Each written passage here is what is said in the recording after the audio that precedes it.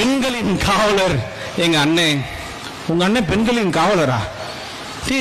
என்னடா பேசுறீங்க? இப்பதான் ஒரு மாசத்துக்கு முன்னாடி வலசரவாக்கம் காவல் நிலையத்தில் விஜயலட்சுமி கொடுத்த கம்ப்ளைண்ட்ல உங்களை கூப்பிட்டு விசாரிச்சுட்டு வெளியே வந்ததுக்கு அப்புறம், ஆமாமா அந்த பொண்ணு என்ன இப்பதான் நேற்றுக்கு தான் வயசுக்கு வந்துச்சா, நான் ரேப் பண்ணிட்டேனா அப்படின்னு பெண் இனத்தையே கேவலப்படுத்தி பேசுறான். இவனுக்கு போட்டி யார் தெரியுமா? நித்யானந்தா. சாட்டை திருமுறையும் கேட்கிறேன். ஆனா என்ன நித்யானந்தா பார்த்து ஏன் புறாம போடுறீங்க? நித்யானந்தா வச்சிருக்க சொத்துக்கானே? இல்லடா தம்பி.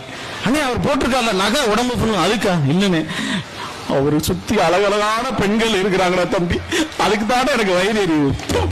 நீ ஒரு கட்சி தலைநாடா? பணக்காரனா இருக்கிறது எனக்கு பிரச்சனை இல்லை, நகை போட்டுக்கிறது தங்க நாட்கள் உட்கார்றதுலாம் எனக்கு பிரச்சனை இல்லை. ஃபிகர்களோட இருக்கு, அதுதான் எனக்கு வெறுப்பா இருக்கு. நல்ல நல்ல ஃபிகரா இருக்கு, அது வெள்ளக்கார ஃபிகர்களா வச்சிருக்கா, அதுதான் வெறுப்பா இருக்கு. பிள்ளைகளை தொட்டால் கொன்னுடு வாங்குற பயம் வர்ற வரைக்கும் இது சரி வராது. பாலியல் இச்சையோடு என் பெண் பிள்ளைகளை நீ நினைப்பதும் தொடுவதும் நடந்தால் நீ உயிரோடு இருக்க மாட்டாய் என்கிற நிலையை